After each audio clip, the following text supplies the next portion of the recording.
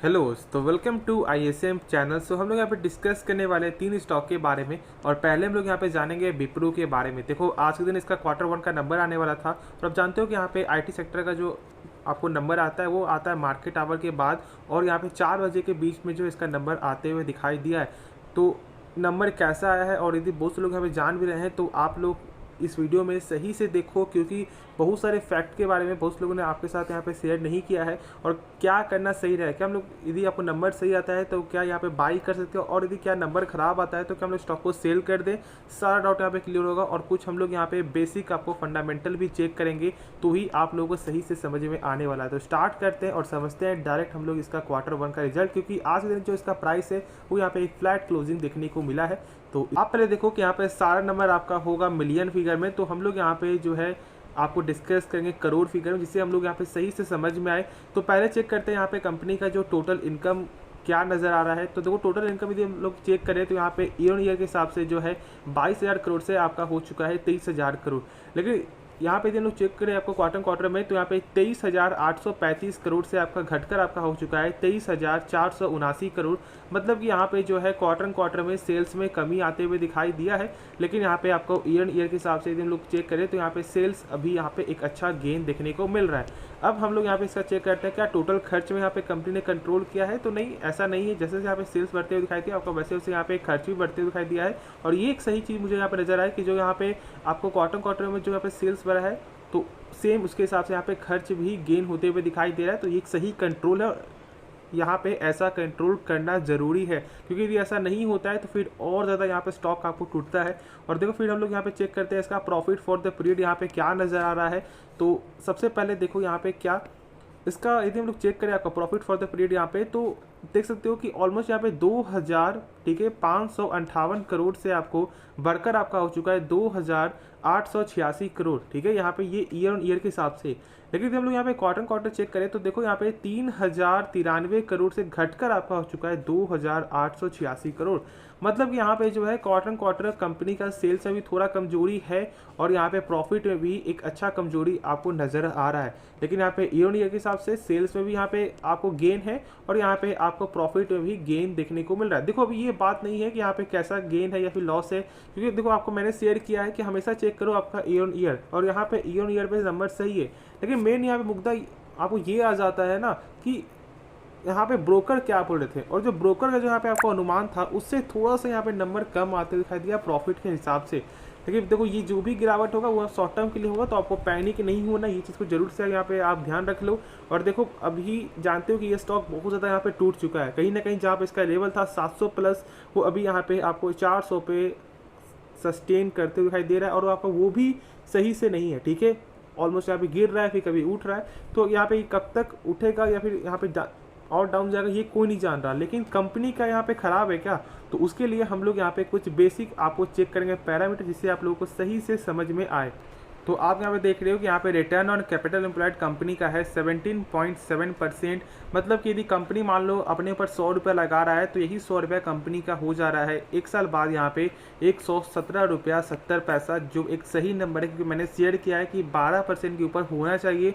और यहाँ पे 12% के ऊपर आपको ROC भी है, और साथ साथ यहाँ पे आपका ROE भी देखने को मिलता है। अब देखो यहाँ पे कंपनी का आपको बुक वैल्यू, तो यहाँ पे आपको वो भी सही है, 142 का यहाँ पे दिखाई दे रहा है। मतलब यदि कंपनी डूब रही है तो एक शेयर के बदले कंपनी 142 रुपये पे कर सकते हैं। आप देखो, जो लोग यहाँ पे जानते हैं तो फिर वो तो यहाँ पे सही रहेंगे, लेकिन जो लोग यहाँ पे नहीं जानते इसके बारे में, तो यहाँ पे डर गए होंगे कि भाई मैंने बाई किया हुआ यहाँ पे 700 में 600 में, और यहाँ पे बुक वैल्यू मात्र 142 का है, तो यहाँ पे मतलब कंपनी खराब है क्या? ऐसा नहीं होता। चेक करने का एक तरीका क्या होता है कि जो भी फिलहाल अभी करंट मार्केट प्राइस है, क्या उससे 10% के ऊपर है या नहीं।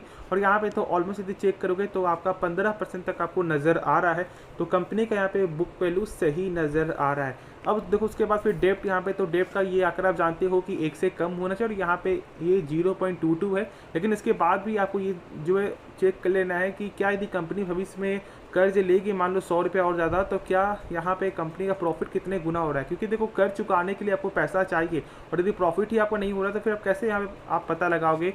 और चेक करने यहाँ पे क्या तरीका होता है कि देखो ये 14 टाइम्स है, मतलब कि यदि कंपनी 100 रुपये कर्ज लेगा तो यहाँ पे कंपनी का प्रॉफिट आपका हो रहा है 1400 रुपया, मतलब कंपनी आराम से इस 100 रुपया को चुका सकता है। और ये आंकड़ा दिखाता है यहाँ पे 1 साल का, और ये दिखाता है यहाँ पे शॉर्ट टर्म का यानी क्विक रेशियो। और यहाँ पे भी कंपनी का एक अच्छा रेशियो है 1.31 टाइम्स है, मतलब 131 रुपया कंपनी का पास है, मतलब कंपनी 100 रुपया आराम से चुका सकता है फॉर द शॉर्ट टर्म के लिए भी। क्योंकि देखो यहाँ पे डेप्टर कभी बोल सकता है कि भाई यहाँ पे मुझे पैसा चाहिए, तो इसलिए ये रेशियो जरूर से आपको चेक करना, जो मैंने आपके साथ यहाँ पे शेयर किया है।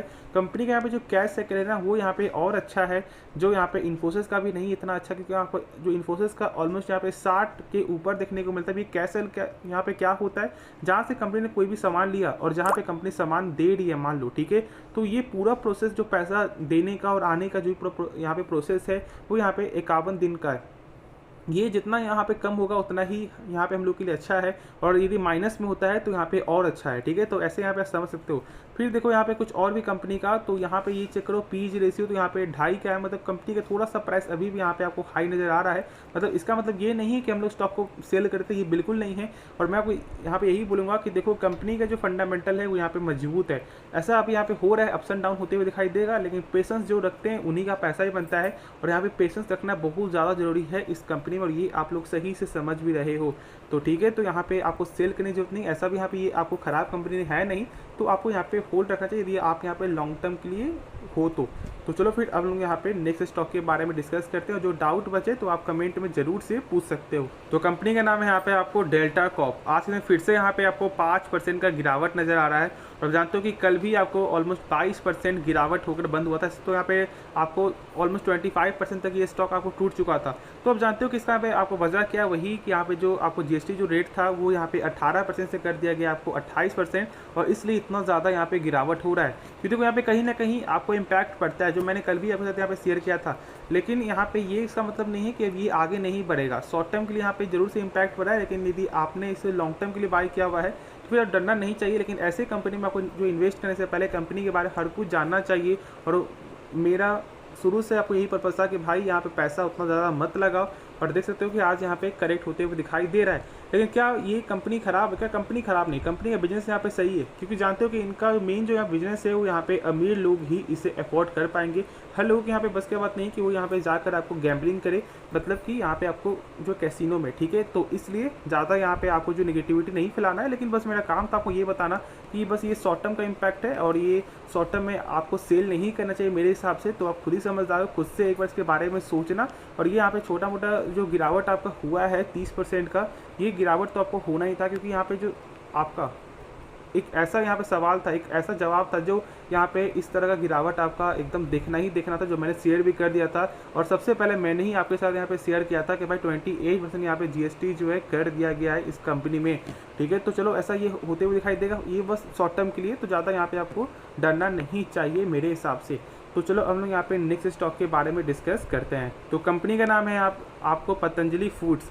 मैंने कल भी आपके साथ सबसे पहले ही शेयर कर दिया था कि भाई कंपनी में यहाँ पे जो न्यूज़ आपको आ चुका है OFS का, यानी ऑफर फॉर सेल का, और आज यहाँ पे 5% का गिरावट है। अब देखो ये 5% तक गिरावट तो अभी है, लेकिन ये धीरे धीरे करके इसका जो लेवल है यहाँ पे 1000 तक भी आपको आ जाएगा। और ऐसा क्यों, वो आप लोग जान भी रहे हो, और यदि आप नहीं जान रहे हो तो आप देख लो। यहाँ पे आप देख रहे हो कि जो इसका यहाँ पे प्राइस जो आपको रखा गया है वो यहाँ पे 1000 पर शेयर है, और इसलिए ये 1000 एक बार टच जरूर से करेगा। मतलब इसका मतलब ये नहीं कि कंपनी खराब हो गई। कंपनी के पास यहाँ पे 80% का स्टेक था, और इसलिए कंपनी ने यहाँ पे 9% का स्टेक आपको सेल करने का यहाँ पे विचार किया।